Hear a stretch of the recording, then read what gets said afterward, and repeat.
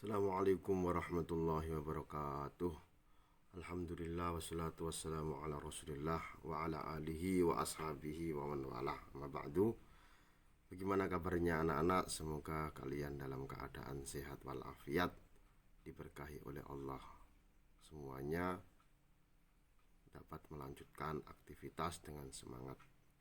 Anak-anakku ya, yang dirahmati oleh Allah, kita melanjutkan materi meraih kesuksesan dengan ikhtiar ya, yaitu kunci sukses kedua.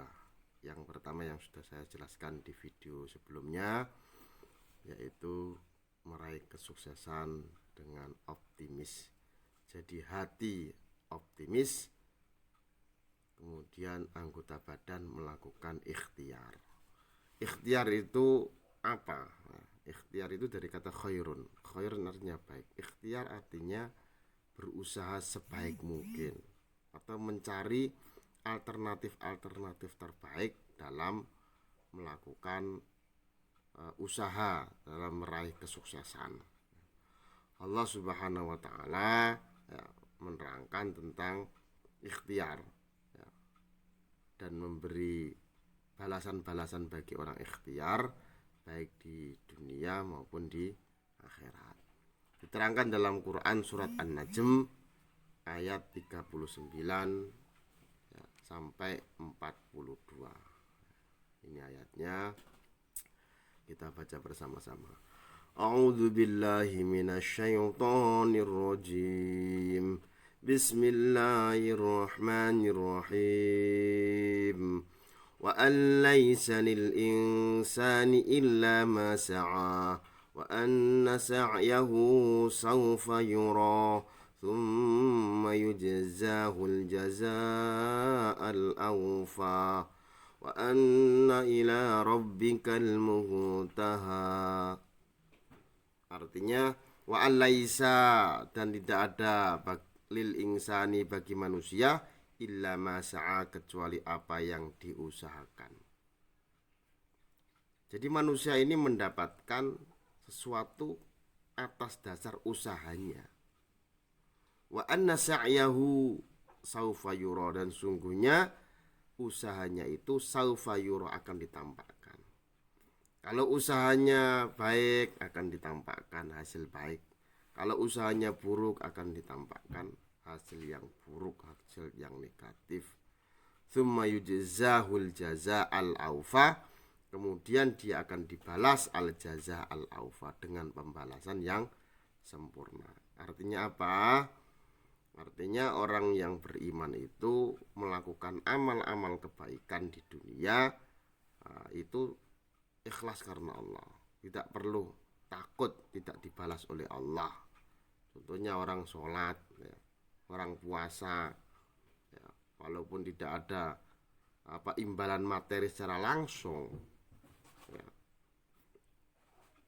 tapi dia harus yakin bahwa andai kata tidak dibalas di dunia, Allah Subhanahu wa taala pasti akan menyempurnakannya di akhirat. Begitu juga orang-orang yang melakukan keburukan ya, kemaksiatan, menentang Allah Subhanahu wa taala, berbuat kerusakan di muka bumi, walaupun dia di dunia merasa aman-aman saja ya, tidak ada efek buruknya ya, bahkan mungkin dengan hal-hal tersebut dia mendapatkan kekayaan yang banyak, dapat pengikut yang banyak ya, dapat lain-lain lah gitu, tetapi dia tidak bisa lepas dari pembalasan Allah Subhanahu wa taala. Apa yang tidak dibalas di dunia, keburukan-keburukan itu akan dibalas oleh Allah Subhanahu wa taala di akhirat. Al jaza al aufa, semuanya akan dibalas secara sempurna. Wa anna ila rabbikal muntaha, dan sesungguhnya ila rabbika, kepada Tuhanmu lah, al muntaha ya, hasil segala kesudahan. Manusia dalam usahanya ada yang gagal, ada yang sukses. Semuanya sudah ditakdirkan oleh Allah. Kalau gagal tidak boleh putus asa, kalau sukses tidak boleh sombong.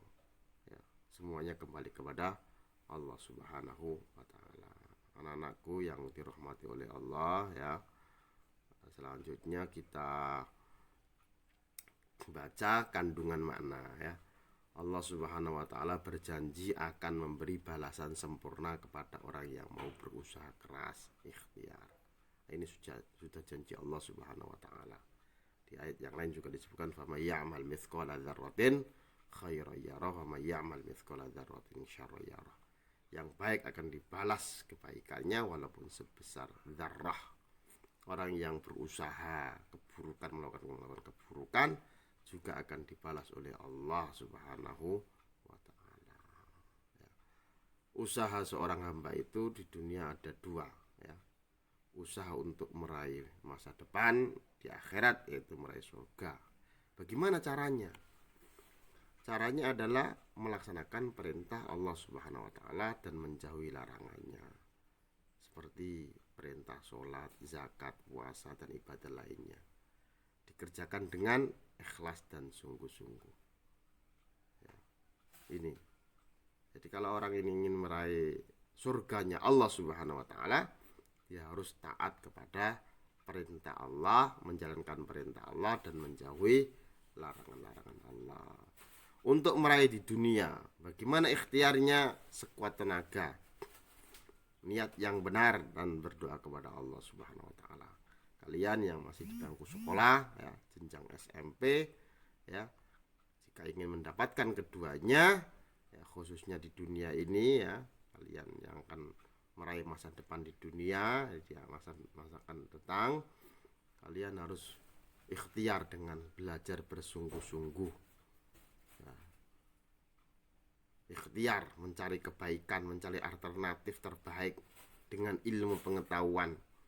Jika tahap ini ya, tahap kamu sekolah di sekolah menengah ini ya, sungguh-sungguh meraih ilmu, nanti akan masuk ke jenjang yang atas, yang lebih atas, tambah ilmu lagi sampai ya, ketika selesai kuliah kalian jadi orang yang profesional.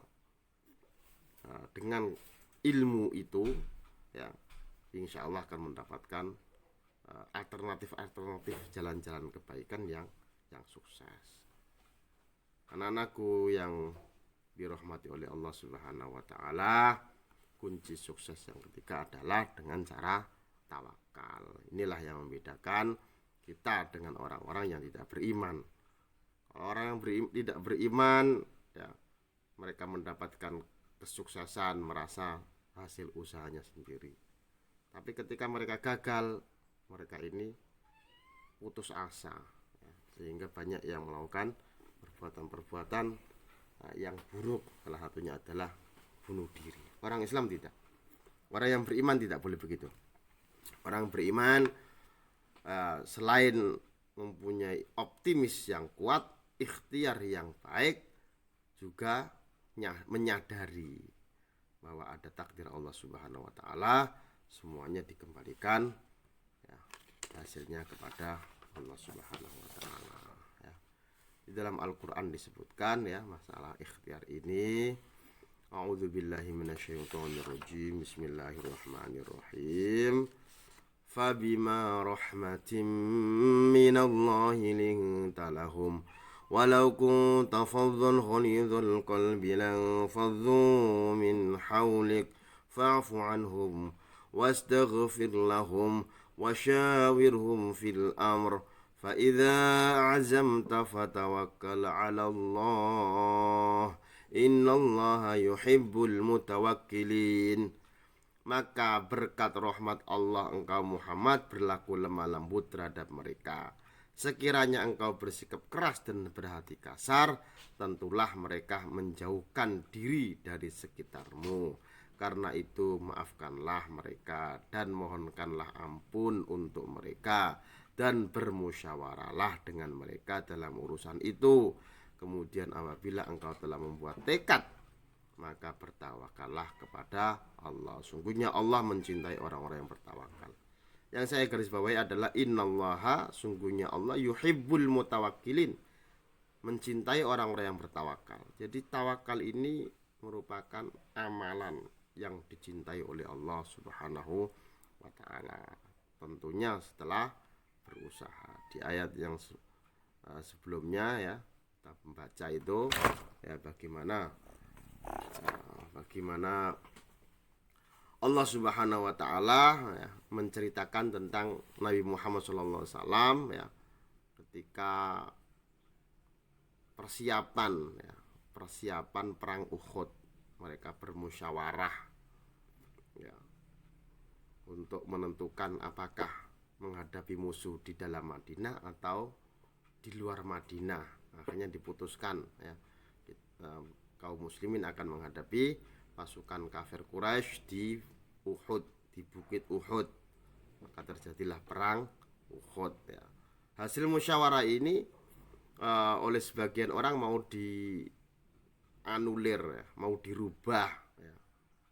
Tetapi karena sudah dimusyawarahkan, sudah diputuskan ya, kemudian fatawakkal ala Allah, bertawakal kepada Allah Subhanahu wa taala ya.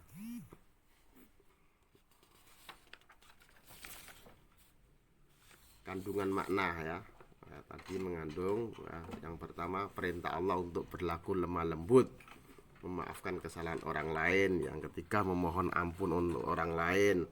Yang keempat bermusyawarah. Yang kelima bertawakal kepada Allah Subhanahu wa taala. Jadi tawakal setelah berusaha, setelah bermusyawarah, setelah berpikir ya. Tidak langsung pasrah kepada nasib ya. Karena arti tawakal adalah menyerahkan hasil usaha kepada Allah Subhanahu wa taala setelah berusaha sekuat tenaga ya. Kalau fatalisme orang yang mempunyai paham fatalisme itu ya itu langsung pokoknya semuanya diserahkan kepada Allah Subhanahu wa taala tanpa usaha. Ini adalah perbuatan yang tidak dibenarkan. Ketika bermusyawarah ya, yang pertama bersikap lemah lembut dan santun dalam berpendapat. Karena musyawarah ini melibatkan banyak orang, melibatkan banyak pemikiran, melibatkan banyak hati. Oleh karena itu kita jaga diri kita masing-masing. Bagaimana kita ketika bermusyawarah ya. Yang kedua menghargai pendapat orang lain. Apa yang diutarakan orang lain itu apa yang ada dalam pikirannya. Kita nggak bisa memaksanya, dan mungkin apa yang disampaikan itu merupakan pendapat-pendapat yang baik, pendapat-pendapat berdasarkan pemikiran, berdasarkan pengalaman mereka dan lain sebagainya. Yang ketiga tidak mudah menyalahkan orang lain. Walaupun berpendapat kita berbeda dengan pendapat mereka, tidak berarti kita bisa menyalahkan mereka, karena pemikiran orang itu berbeda latar belakangnya, dihormati, dihargai ya. Yang keempat, jika hasil musyawarah sudah diputuskan, maka semua harus menerima dan melaksanakannya ya. Yang kelima, hasil musyawarah dilaksanakan dengan penuh tanggung jawab dan bertawakal kepada Allah Subhanahu wa taala. Dalam hadis Rasulullah juga disebutkan tentang ya, tawakal, bahwa Rasulullah SAW memegang tangan orang yang kena penyakit kusta. Rasulullah memasukkan tangannya ke dalam piring bersama beliau. Rasul bermaksud mengajak orang itu makan sepiring bersama. Kemudian beliau bersabda, makanlah dengan menyebut nama Allah Subhanahu wa taala, membaca basmalah, bismillahirrahmanirrahim. Thiqah, keyakinan yang mantap kepada Allah dan penuh rasa tawakal kepadanya.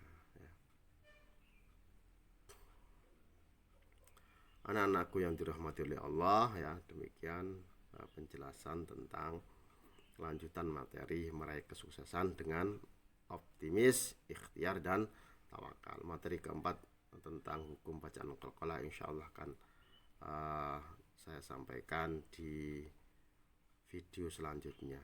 Dari saya mohon maaf atas segala kesalahan, ada tutur kata yang tidak berkenan, ada hal yang kurang difahami ya. Kita tutup dengan doa ya, Rabbi zidni ilma warzuqni fahma. Assalamualaikum warahmatullahi wabarakatuh.